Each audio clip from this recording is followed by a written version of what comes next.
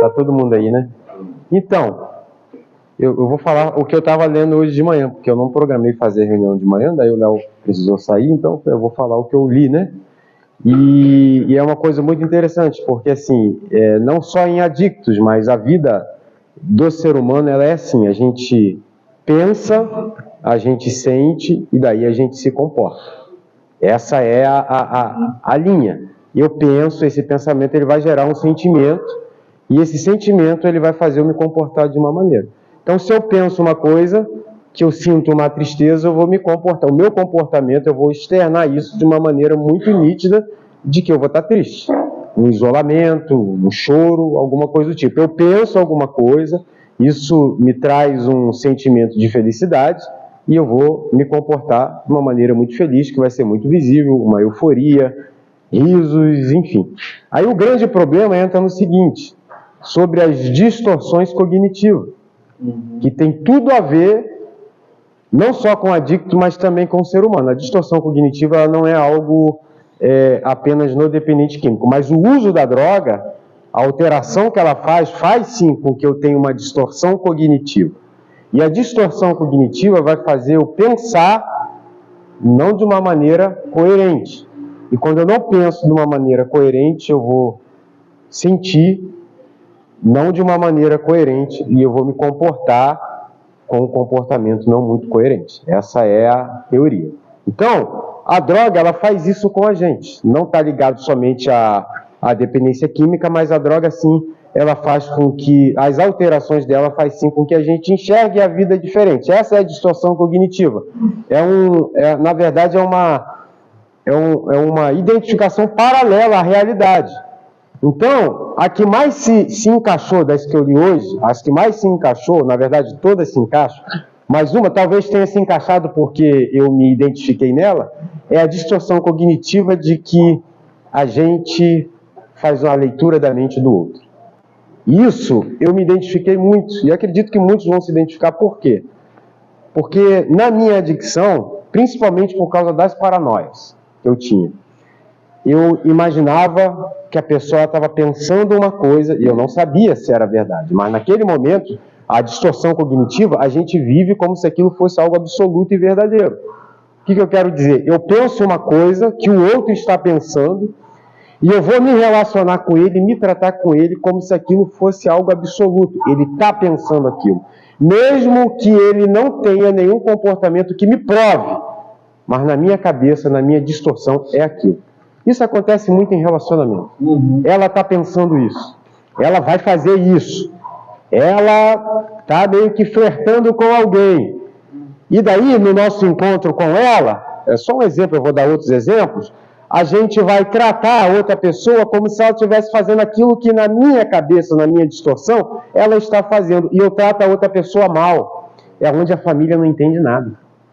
Onde a família fala, porra, o que está acontecendo? Porque a gente mentalizou, a gente acha que aquilo que a gente está vendo, está enxergando, está pensando sobre o outro, que o outro está pensando sobre mim é verdade. Daí se eu penso que o Frank está com raiva de mim, e eu fico pensando, esse cara quer me pegar pelas costas. Esse cara está falando mal de mim, ele vai pá. E na hora que o Frank chega para conversar comigo, ele não está sentindo isso, mas eu estou achando que ele está sentindo. Quando o Frank vem conversar comigo, eu vou me relacionar com ele de uma maneira diferente, ele não vai entender. Eu vou tratar ele mal, porque eu vou querer dar um passo para trás para que ele não faça aquilo que eu estou pensando que ele vai fazer comigo, mas isso não é verdade. É mentira. É distorção cognitiva. E isso a gente tem muito, cara, na adicção. Muito, muito. Eu já pensei diversas coisas sobre muitas pessoas, principalmente as mais próximas. As mais próximas são o que mais sofrem. Principalmente quem é casado, as mulheres são as que mais sofrem. Verdade é essa. É por isso que os relatos são muitos iguais. Cara, ele me trata de uma maneira muito ruim, sem que eu faça nada para ele. Mas para ele, que sou eu, ela fez. Mas ela não fez, na verdade. Entende? Que loucura que é essa? E a droga, ela traz isso, cara. Porque a droga, ela vai alterando. Esse é o papel da droga. Para quem não sabe, além daquele prazer gostoso que a gente sente quando a gente usa, uma outra coisa está acontecendo numa proporção muito maior que o prazer, que é a interferência, a modificação da minha mente, da minha cognição, das minhas emoções. Então, cara, Se eu penso de uma maneira distorcida, eu vou sentir um sentimento distorcido, eu vou me comportar de uma maneira distorcida. E o meu relacionamento com as pessoas não vai ser legal. Eu vou ser sempre aquela pessoa problemática. Por isso que o adicto, ele é o cara problemático. E ainda entra outras questões, né? Que o adicto, essa cultura adicta que a gente vai jogando para dentro da gente, que é uma cultura paralela à cultura, o que eu quero dizer? De tanto eu usar droga, eu vou enxergando um mundo diferente. Eu vou moldando a realidade do mundo à minha necessidade da droga. Logo, quando eu vou viver a vida, eu vou viver a vida disfuncional. Porque existe uma cultura drogaditiva dentro de mim que faz eu enxergar a vida diferente. E eu não enxergo a vida como a minha mãe, como meu pai, como minha mulher, como meu filho estão enxergando, porque estão sóbrios. Eu, na doença, não estou sóbrio. Eu estou enxergando a vida diferente, mas eles estão sóbrios. Portanto, a minha cabeça, a minha mente, a minha vida e o meu olhar é um. O da família é outro. E isso nunca casa. Por isso que o adicto tem aquela sensação de que, cara, minha família tem problema. Porque a gente acha que a gente tem razão. E na nossa cultura nós temos. Porque eu preciso ter razão para eu continuar vivendo aquele mundinho que eu estou vivendo. Mas não, a gente não consegue enxergar essa cultura, nem essa distorção. Aí a gente olha para a vida com o olhar, a gente olha para a vida com o sentimento, e enquanto as outras pessoas estão enxergando com outro olhar e vivendo com outro sentimento. E aonde há esse conflito, essa guerra, essa batalha dentro de casa, a vida vira um inferno, e daí com esse conflito eu já me acho na razão de usar droga, porque ela falou isso, ele disse aquilo, eles fizeram isso, e eu na minha distorção e na minha cultura acho que aquilo é errado, e daí pronto, eu justifico o meu uso. Eu já fiz isso centenas de vezes, e quando o outro não errava, eu fazia errar. Eu cutucava para errar, para eu falar assim, agora pronto. Aí eu ia tranquilo, porque o outro errou, e agora eu tenho uma justificativa para o meu erro. Só que a origem de tudo, sou eu. Só que o problema é o seguinte, a gente não consegue ver. Passa com terapia. Eu preciso começar a enxergar a vida novamente. Eu preciso começar a expelir essa cultura adicta. O primeiro passo, obviamente, é parar de usar droga. Parando de usar droga, eu paro de jogar para dentro de mim aquilo que está causando as interferências. Mas não é só parar de usar droga, porque eu posso parar de usar droga, eu posso vir de um uso muito frenético, e eu posso parar de usar droga hoje, mas a doença fica. Ela não sai quando eu paro. Quem dera, não existiria internação de 90, de 6 meses, se quando eu parasse de usar o problema acabasse. Bastava ficar uma semana e ir embora para casa, estava tudo resolvido. Já estou 7 dias sem usar, acabou meu problema. Ou 30 dias, 45, 60, cortei a compulsão, o problema da dependência química acabaria na nossa vida. Mas não acaba, porque eu paro de usar droga, enquanto eu estou usando,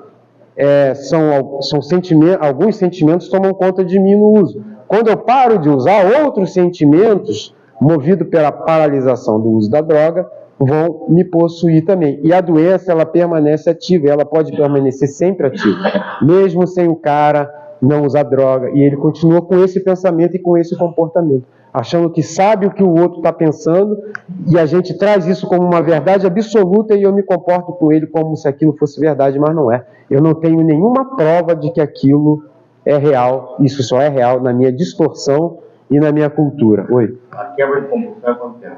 Quebra de compulsão depende de organismo, né, Léo? 30 dias, 45 dias, 60 dias, 90 dias. A desintoxicação, ela ocorre em todo o tratamento de 6 meses. Eu estou me desintoxicando hoje, amanhã eu estou me desintoxicando. Por que a gente colocou no nosso cronograma de reuniões atividade física? Quando eu me movo, quando eu suo, eu estou me desintoxicando. Eu estou reforçando a minha parte física, que é uma das áreas em que a dependência química fragiliza. Então, esses exercícios físicos, futebol, a queimada, essa ginástica laboral da manhã, desintoxicando. Eu estou suando. Quando eu vou lá e mijo, eu estou desintoxicando. Por que quando eu mijo no potinho, quando o cara recai, sai? Porque está saindo substância. Então, toda a movimentação que eu faço, todo esforço, malhar, correr, jogar bola, eu estou desintoxicando. Bom, o que a gente precisa saber hoje? Como que eu preciso tratar isso? Primeiro, como eu estava falando, eu preciso parar de usar droga, que é o princípio. Segundo, eu preciso me tratar. Saber que eu fui até uma certa distância, em que essa distância e esse uso de droga modificou a minha mente de modo que eu pense disfuncional e eu não entenda isso. A gente não entende, é por isso que a gente briga como se aquilo fosse verdade. A gente não consegue sentir. Aí a gente começa a pegar coisas na nossa cabeça. Cara, eu já montei uma história inteira sem ter nada verdade, né? A gente perde a noção. Quando se fala que a gente é impotente, que a gente perde o controle da nossa vida, muitas pessoas acham que a perda do controle é só na quantidade do uso.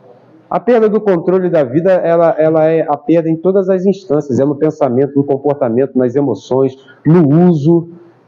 Em tudo o que me compõe como ser humano, eu já não controlo mais, porque eu não consigo controlar um pensamento. Mesmo que eu não tenha uma prova concreta daquilo que eu estou pensando, eu não preciso de prova.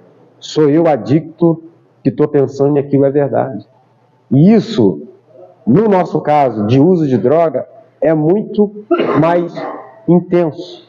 Então tem vários tipos de distorções cognitivas. Eu estou falando da leitura de mente, mas tem a distorção cognitiva em que eu sinto catastrofização, em que tudo para mim é uma catástrofe. É aquele famoso ditado, tempestade em copo d'água, também acontece com a gente. Eu vou pegar toda e qualquer situação e eu vou apenas ver o ruim dela. Eu vou pensar o mal dela. Eu não vou olhar para a situação da maneira real que ela é. Não, eu vou olhar já com um olhar de catástrofe. E daí eu vou fazer uma tempestade no copo d'água e a situação ela é tão pequenininha que depois que passa eu fico com vergonha. Olha o que eu fiz mediante uma coisa tão... Isso eu já passei direto e de vez em quando eu já passo. Aí quando eu vou lá, o negócio é pequenininho, eu vou ter que pedir desculpa, né? Porque naquela hora houve um descontrole. Então, isso é a distorção cognitiva. São pensamentos distorcidos da vida, em que eu coloco para dentro de mim e aquilo se torna uma verdade absoluta sem que eu tenha prova.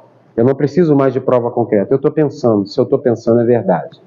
Para a gente ver o quanto que isso tem um impacto na nossa vida, que muitas das vezes temos distorção cognitiva e não sabemos, não sentimos ela, e para quem recebe essa enjorrada de acusações sem que tenha cometido o ato. E nenhum relacionamento se sustenta com isso. É por isso que muitas das vezes, é um dos motivos, não é o motivo, né? Mas é um dos motivos da gente não ter um bom relacionamento com as pessoas. Porque a interferência da droga, ela pode ou não causar. Em mim causou. Pode ter gente aqui que não tenha passado por isso, mas eu passei, conheço outros adictos que passaram, e conheço que outros aqui passaram por relatos da família. Então, assim, é um quadro comum na dependência química, embora possa nem todos ter sentido isso, mas é um quadro comum. Então, a pergunta do Robson, como é que a gente trata isso? Filho, parando de usar droga, se tratando e com terapia. Eu preciso aprender a viver a vida. Sabe aquela frase do livro azul? Encontrando uma nova maneira de viver? Essa nova maneira de viver, não vamos olhar superficialmente. Antes eu usava droga, agora eu não uso mais. Isso daí é superficial. A nova maneira de viver é uma reconstrução total. Eu usava droga, não uso mais. Eu era uma pessoa muito difícil de lidar. Hoje eu sou uma pessoa muito mais flexível. Eu era uma pessoa muito rancorosa e agora eu entendo as falhas das outras pessoas. Eu era uma pessoa muito vingativa, agora eu estou exercendo o comportamento de entender e, se for possível perdoar, eu estou perdoando. Isso é que é uma nova maneira de viver. Porque se a minha mudança for só antes eu usava droga e agora eu não uso mais, o meu comportamento vai voltar a fazer com que eu use droga e eu volte a ser a mesma pessoa. Mas quando há uma mudança interior, que é a proposta da recuperação, aí eu entendo essa frase, essa nova maneira de viver. Porque daí eu estou mudando todos os aspectos da minha vida. Porque se a droga mudou todos os aspectos da minha vida, para eu novamente me recuperar e viver de novo, eu preciso mudar todos os aspectos da minha vida novamente. É por isso que a recuperação é um nascer de novo. Mas é isso, a proposta da recuperação é fazer a gente nascer de novo. Né? Não precisamos ficar 9 meses internados. né? Mas a gente pegar a consciência de que, cara, ó, a droga ela causou uma série de distorção e de defeitos e de mudança na minha vida que eu preciso começar a considerar. A mente aberta é um princípio da recuperação. A mente aberta vai fazer eu escutar o outro. E escutando o outro, eu vou repensar sobre aquilo que eu estou pensando, sentindo e me comportando, se aquilo é real, quando eu tenho uma mente aberta. Uma das grandes ferramentas que conseguiu me ajudar é a mente aberta. Eu era um cara muito difícil, mano. Se eu pensava alguma coisa, eu ia até o final. Eu quebrava a cara. Eu ia até saber que aquilo não era verdade, mas eu ia até o final com o meu pensamento. Agora, a mente aberta, eu ouço, cara. Mesmo que ainda eu continue achando que eu tenho razão, mas eu ouço e eu vou considerar a fala do outro. Principalmente se essa fala for sobre mim. É uma coisa que eu não tinha habilidade e que eu estou ganhando habilidade. É quando o outro vem falar de mim.